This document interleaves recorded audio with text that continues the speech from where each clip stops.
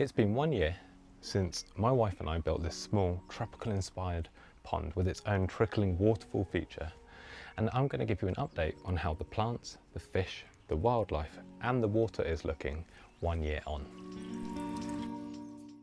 Now, we documented the whole build process of this DIY miniature pond with its own trickling waterfall, and if you haven't already watched that video, you can watch that and it will be linked in the description and at the end of this video. But here is a quick recap. We used a 120 litre preformed pond. We recycled a mushroom crate to create height for a DIY trickling waterfall feature where water runs gracefully over a stack of rocks. And our planting choices were based around a tropical style water feature, and look how it's evolved over a year. So straight off the bat, you can see that this pond has filled out really well. It's looking extremely natural now, but there have been some problems along the way and some changes that we've need to make. So let's start by having a look at the water. So you can see that it's still very, very clear. You can see all the way down to the bottom. Now this pond is 120 litres. It's a pre-formed pond. We did document the full build of this, so go and watch that if you want to see the full process of installing this pond and planting it up. But the pump that we use, which is running 24 hours a day and feeds this tiny trickle that just comes down this mossy waterfall into the pond, has managed to keep the water crystal clear. There's a UV light inside of there that helps with any algae issues. The one issue that we did have with algae was string algae that I think came on the pot that this lily was delivered in, because it always starts here and starts to spread out.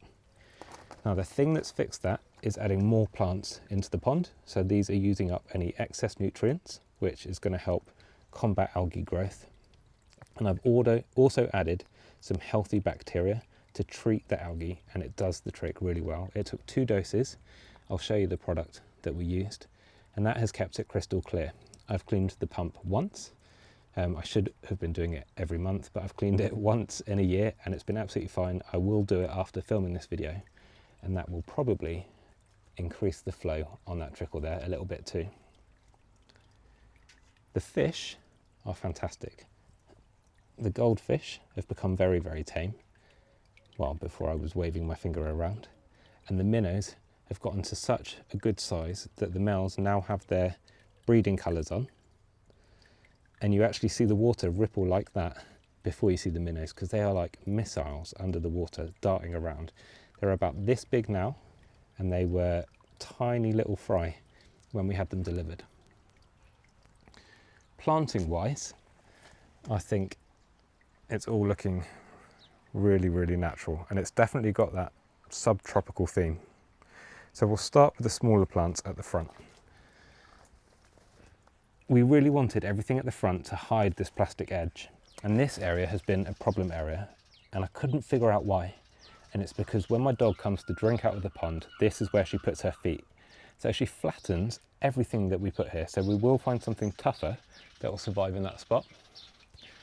But the Ophiopogon Japonicus minor, kind of dwarf mondo grass, has been perfect and evergreen, and it's actually producing these tiny little flowers now. They're quite insignificant, but it's just an added detail.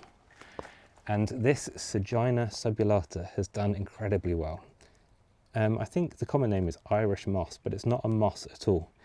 As you can see, the sun hits this directly in summer, and it's really free draining because it's planted into this, but it has done really well. It's creating that damp, mossy look in conditions where I wouldn't have been able to get moss to grow, and it's producing masses of tiny flowers over this mossy looking foliage.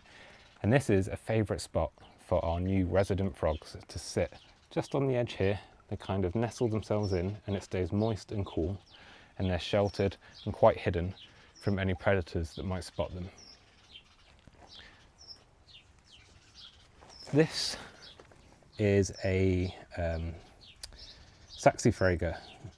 This had pink flowers. It's only just stopped flowering now. It's been flowering from spring until now, and it's doing the same thing, creating the same effect as this mossy looking plant.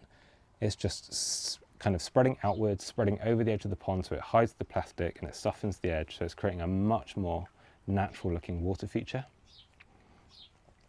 This foliage belongs to an orchid. Now, I planted this orchid last year and hoped that it would get through winter, and it's a hardy Chinese ground orchid. The foliage is fantastic on its own. The flowers look like they were pollinated because we've got these seed pods here, so I'm going to let them mature and see if I can grow some from seed. But having those pink flowers early in the season added really exotic blooms at a time of year when the garden really didn't have that much to look at. Now, this big evergreen shrub is Schefflera taiwaniana. Now, these have become really readily available now because they were micro-propagated through tissue culture.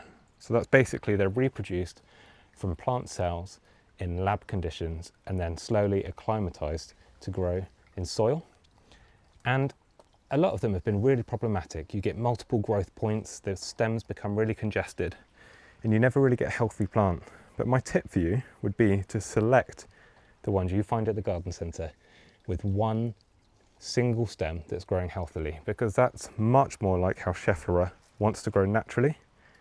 That's what I did here, and you can see how healthy this plant is. This has been in the ground for a year and it's tripled in size. Now, this browning that I've got on the leaves, this isn't cold damage. This is from the bonkers heat that we've had the past summer. This garden's gone up above 40 degrees Celsius. And I know for some parts of the world that's not extreme, but for here, these plants, they're not used to those conditions. What else have I got in this bed? So I've got this Xanthidacea aethiopica. It's a very large-leaved calla lily, completely hardy, and it does produce white flowers like your typical arum lilies.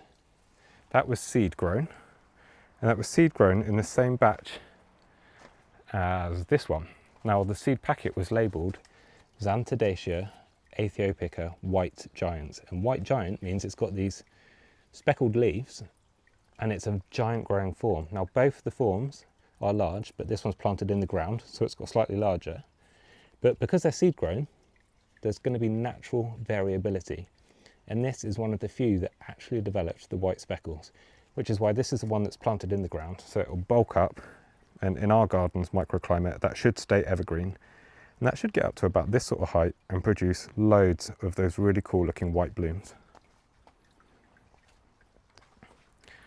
Something that's acting as an exotic proxy for weeping willow in our garden is this Podocarpus henkelii. Now, I prefer this because it's evergreen and it's something a bit special, but these leaves look fantastic.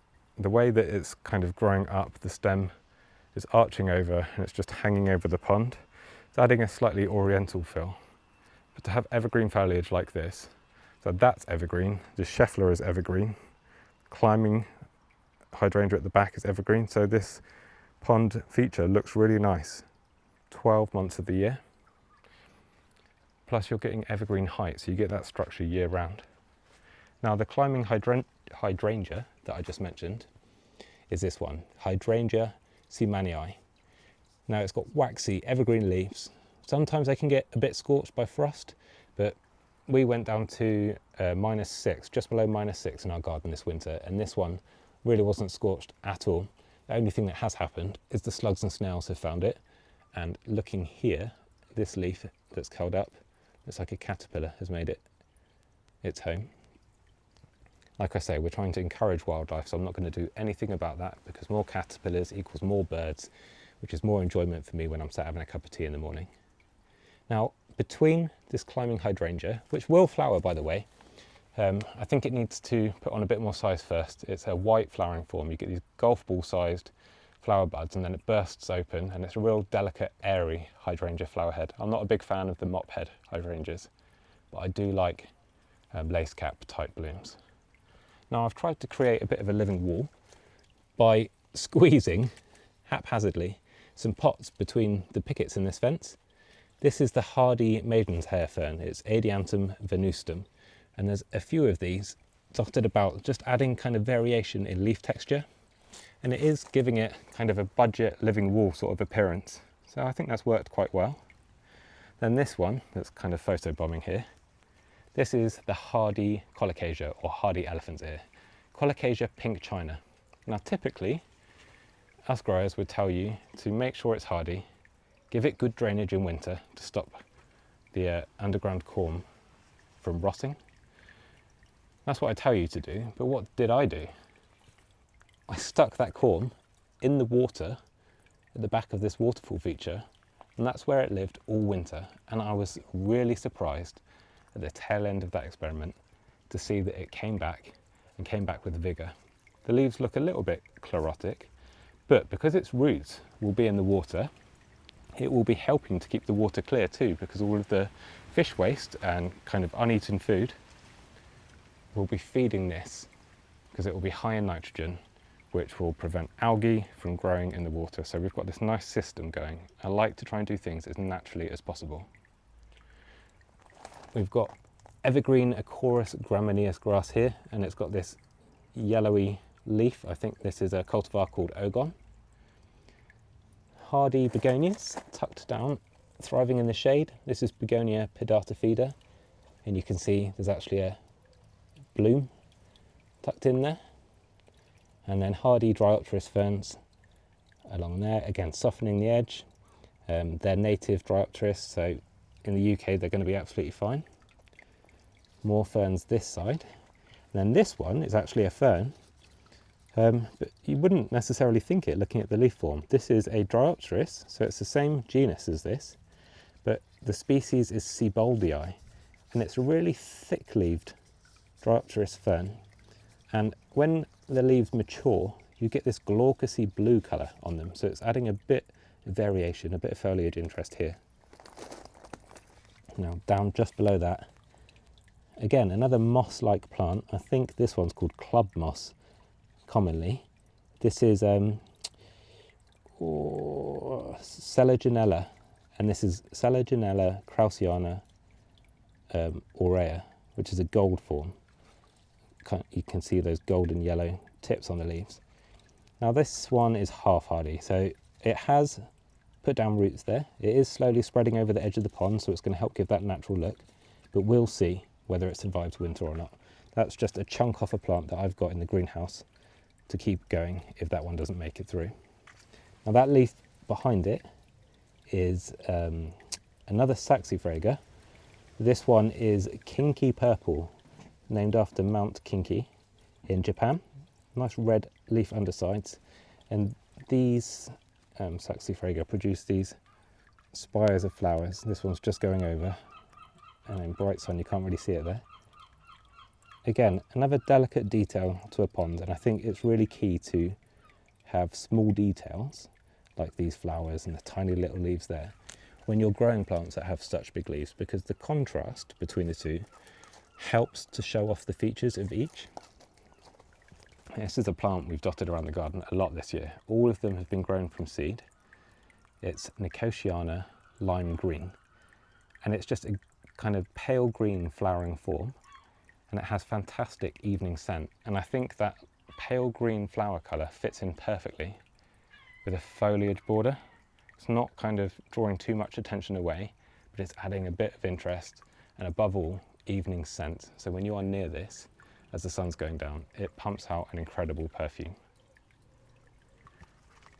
This leaf looks very, very similar to the leaf of this hardy ground orchid I showed you earlier. But this one is something called palm grass, Ceteria palmifolia. It has these really lovely textured corrugated leaves that get quite long, so it's quite an architectural grass to grow at the front here. And I've planted this out because I have seen numerous growers online in the UK who have planted this out and found it to be hardy. It gets frosted back, disappears, and then regrows, and it's quite a vigorous spreader. So it should fill out this corner here with really, really nice foliage. And who knows, if we get a mild winter, it might remain evergreen. What else have we got in here?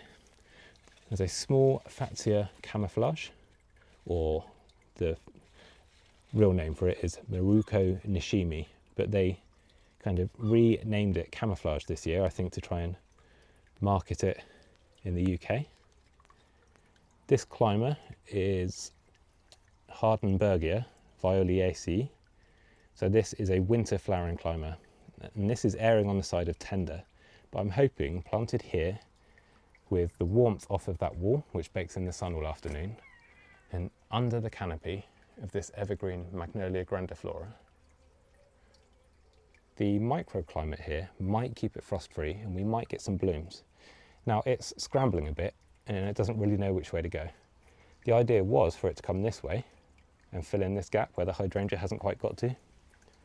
But I think I'm going to change my mind and move it closer to the warm wall and encourage it to climb up through the canopy of the magnolia to give us some flowers in winter. But we'll see.